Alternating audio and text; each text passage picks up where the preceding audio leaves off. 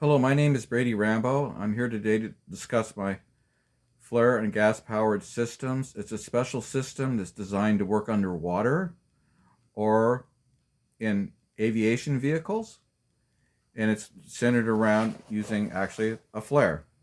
Now, I know that seems pretty ridiculous. Actually, a flare works pretty well. It has a burning temperature of 2600 degrees Fahrenheit. It's, however, very dirty. You can see the red smoke. That's on purpose. They're using an oxidizer to do that. Same kind of oxidizers they use in fireworks.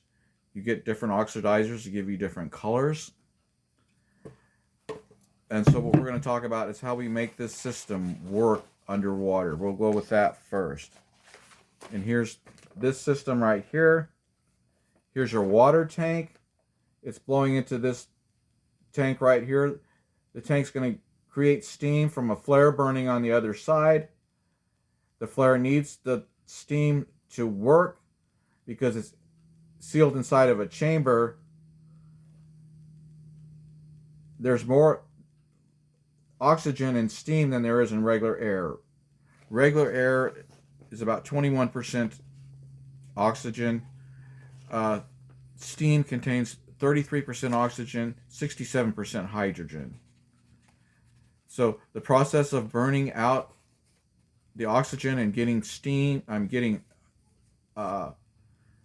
hydrogen from that is known as steam reformation. It's an old process. It's a well-known fact that propane burns better in steam than it does in regular air because of the oxygen difference and the compression of the steam inside of the chamber. And that's where they get most modern hydrogen. They still get it from hydrolysis too in places like Greenland where they have a lot of electricity. They have geothermal energy there, and they can. That's the most pure way to get hydrogen because you can split oxygen and hydrogen apart right there. So you're not getting any kind of carbon monoxide or anything. So we look back at this. This steam coming over here is going to run a steam generator. Then it's going to come back over here and condense back down. We're going to keep recycling that steam so we don't have to get any contaminants in it. The other steam's going to come over here into this tank. It's going to burn it.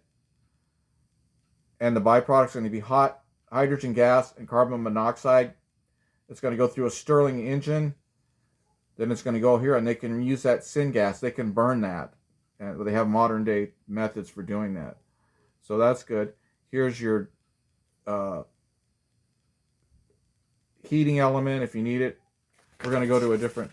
Here's my original patent drawing. I mean, that's ridiculous. How could you tell from looking at that thing?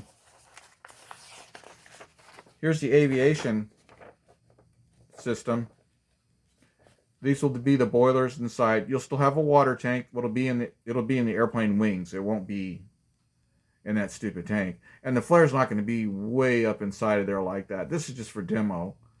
You know, this will ignite it. This will cut it off and seal it if it's necessary. This obviously is not going to be sitting right on top of the tank either. That's just to get it all in the patent drawing. Right. Here's the safety gas. Here's water. This steam goes over to the other generator. The exhaust gas is running the Stirling engine and whatever runs off of that, whatever turbine they use for that. Here's the end of the tank. Here's your flare. Here's your steam coming in. This actually comes in a little bit at the side. It doesn't come in on the bottom. That's just to get it all in the drawing.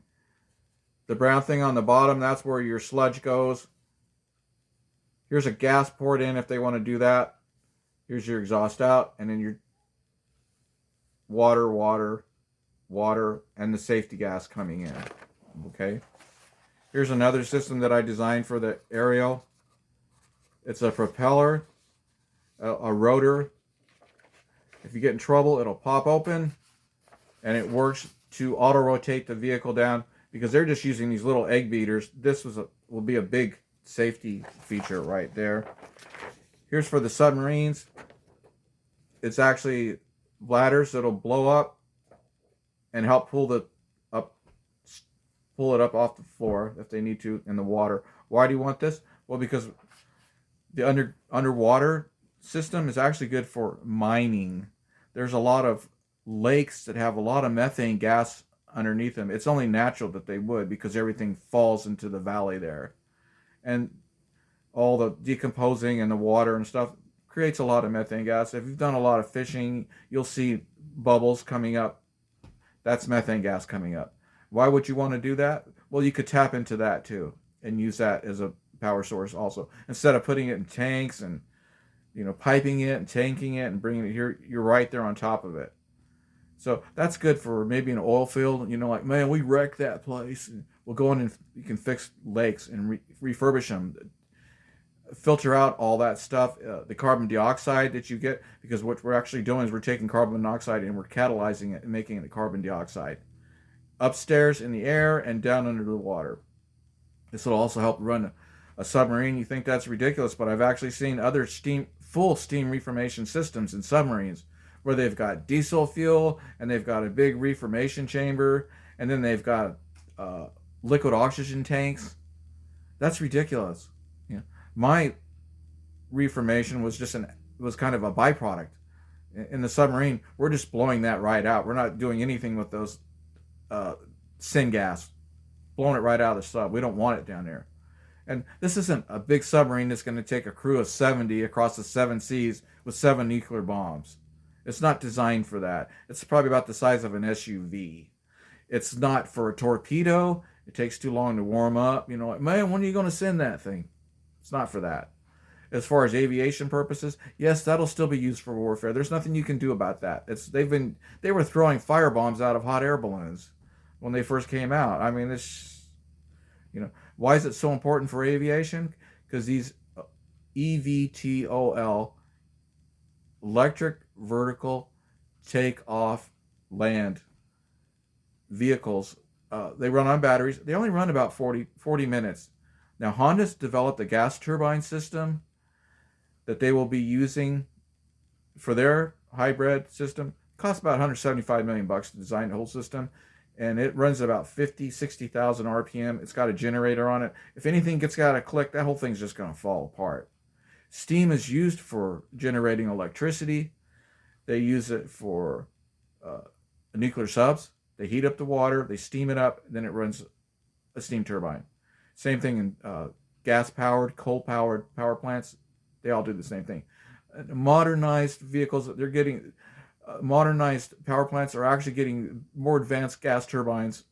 I'll give you that. But still, steam is a very much used for the production of electricity. That's why it's so important in those drawings. Yes, some of these flares are, I've got one that's here that's ridiculously big. And then here's one that's so big. And then here's, maybe they might even be just pieces like this that are pushed in all the time. So it has a lot of use. Like I said, up in EVTOL, they don't have much of a range. This runs a steam engine up there too, and a Stirling engine, and the gas that's coming off that can be burned and can be used. The steam is very helpful. It keeps the eVTOL vehicle warm. I can also run a Freon pump to keep it cold for the passengers. It keeps the batteries warm because batteries don't like to get cold. They start failing. If it ever crashes, it's pretty safe because the wings are full of water instead of diesel fuel or kerosene, whatever they use for jet engines, or gasoline. The wood itself, the flare, I know you think, oh, it looks like a stick of dynamite, it's going to burn. It's actually pretty hard to ignite it. And especially in this situation where they'll be in bulletproof boxes where they could drop it out of a helicopter, it wouldn't even catch on fire. It's actually safer. The most dangerous part is the batteries. These lithium batteries. Now, if you look at the power of it, how it works, steam is very powerful. It's actually just about as efficient as you can get for this type of application. So there's a lot to be said about it. If you have a 50-pound lithium-ion battery, it's going to have about 55,000 BTUs in it. 50 pounds of wood produces about 430,000 BTUs. Now, granted, it's going to take about 2/3 of that to convert it over to electricity. batteries, you'll get the pure electric, but you're still beating it by far. You're having a lot more power that you can get out of the wood. And when the batteries are depleted, they're dead weight. Well, in this system, yes, you'll still have that heavy steam system, but it's not like a locomotive.